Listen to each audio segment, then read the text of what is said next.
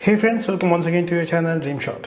काफ़ी बार ऐसे होता है कि हमारे पास एक बजट होता है, उसमें एक महंगा लेंस भी खरीद सकते हैं, एक आध बजट लेंस भी खरीद सकते हैं, लेकिन हमारे जॉनर के हिसाब से हम एक बेस्ट डिसीजन लेना चाहते हैं। और अगर हम लोग वेडिंग फोटोग्राफर्स है, पोर्ट्रेट फोटोग्राफर्स है, फैशन फोटोग्राफर्स है, तो एक क्वेश्चन तो डेफिनेटली आता है, कितना वाइड अपर्चर हम यूज कर सकते हैं। खास करके जब हम लोग 50 mm की बात करते हैं, काफ़ी लोग बिगिनर फोटोग्राफर्स इस बात पे कंफ्यूज रहते हैं कि क्या 1.8 काफी है या 1.4 की जरूरत है, और अगर मेरे पास बजट है क्या मैं 1.2 ले सकता हूं।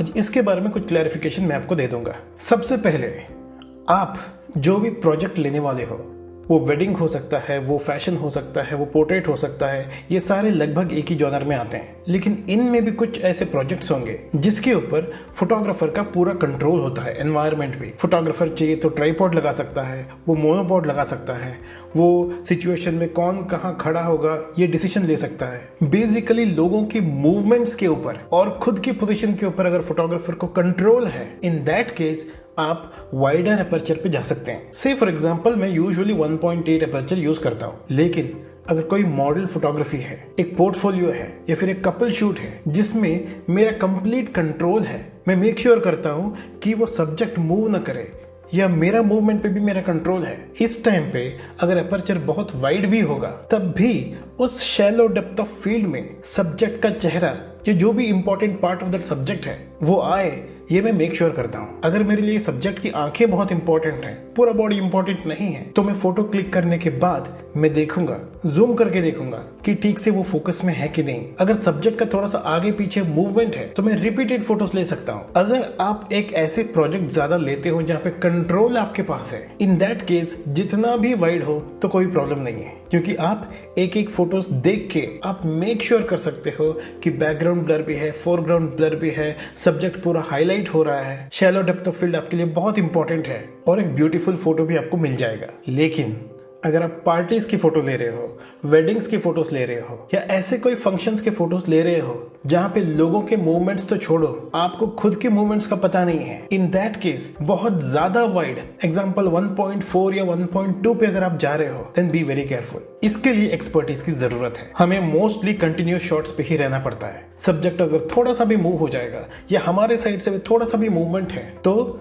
सब्जेक्ट का मेन पार्ट, ये पूरा सब्जेक्ट आउट ऑफ फोकस जाने का प्रोबेबिलिटी है। अच्छा बैकग्राउंड ब्लर अच्छा लगता है, लेकिन सब्जेक्ट ही अगर डीफोकस हो जाए तो उस फोटो का कोई मतलब ही नहीं बनता है। तो इसको अपने माइंड में रख के you take the decision. Second point, अगर सब्जेक्ट बहुत क्लोज है देन बी वेरी केयरफुल। ये बहुत ऑब्वियस है कि अगर सब्जेक्ट ज्यादा दूर है, अगर आप बहुत वाइड अपर्चर पे भी हो, वो 1.2 हो सकता है, 1.4 हो सकता है, कुछ भी हो सकता है, उस शैलो डेप्थ ऑफ फील्ड में भी सब्जेक्ट कवर हो जाता है, क्योंकि दूर होता है सब्जेक्ट, वो छोटा बन जाता है, उस स्मॉलर डेप्थ ऑफ फील्ड में कवर होने का चांस होता है। लेकिन अगर सब्जेक्ट पास में हो, इन दैट केस उस नैरो डेप्थ ऑफ फील्ड में हो सकता है कि सब्जेक्ट का सिर्फ इतना चेहरा आ रहा हो, या फिर हो सकता है कि सिर्फ आंखों का आसपास कवर हो रहा हो। मतलब उस डेप्थ ऑफ फील्ड में जो शार्प आता है, उस सब्जेक्ट का हल्का सा भी मूवमेंट उस पिक्चर को डिफोकस कर सकता है। इसलिए बाई चांस अगर आप 1.4 या 1.2 यूज कर रहे हो, अगर सब्जेक्ट बहुत पास है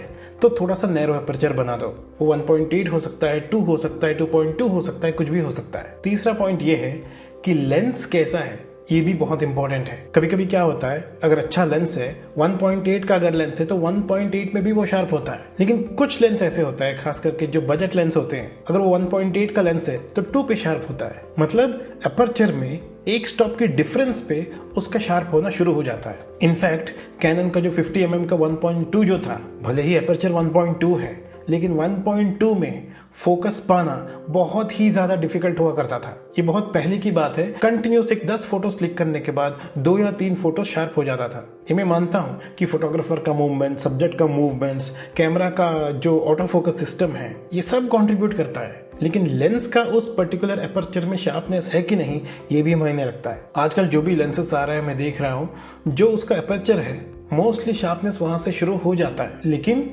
कोई भी लेंस खरीदने से पहले उस लेंस के बारे में ये वाला फीचर आपको पता करना है, क्योंकि उस स्पेसिफिक अपर्चर वैल्यू के लिए आप ज्यादा दे रहे हो। अगर उसी स्पेसिफिक अपर्चर पे उसका परफॉर्मेंस नहीं है तो उसका कोई फायदा नहीं है। तो जैसे मैंने बताया, 3 पॉइंट्स याद रखना। आप एक पर्टिकुलर इवेंट का कितना कंट्रोल में हो, सब्जेक्ट कितना पास है, और वो लेंस उस अपर्चर में कितना अच्छा है। मैंने अपने लाइफ में जो मैक्सिमम फोटोज क्लिक किया है वो प्राइम लेंसेज में यूजुअली 1.8 ही है और जो वाइड एंगल लेंस में यूजुअली 2.8 है। अगर ग्रुप शॉट्स क्लिक करना है तो बहुत पास लेके नहीं आता हूँ, एक पर्टिकुलर डिस्टेंस पे ही रखता हूँ, लेकिन अपर्चर में अराउंड 3.5 रखता हूँ। यही मेरा मैक्सिमम अपर्चर का यूज है। 1.2 पे भी क्लिक किया है, 1.4 पे भी क्लिक किया है, लेकिन ज्यादा कंट्रोल्ड सिचुएशंस में। होपफुली इस बारे में आपको थोड़ा सा अंदाजा आ चुका होगा। अगर आपको ये वीडियो अच्छा लगा then please let me know by hitting the thumbs up.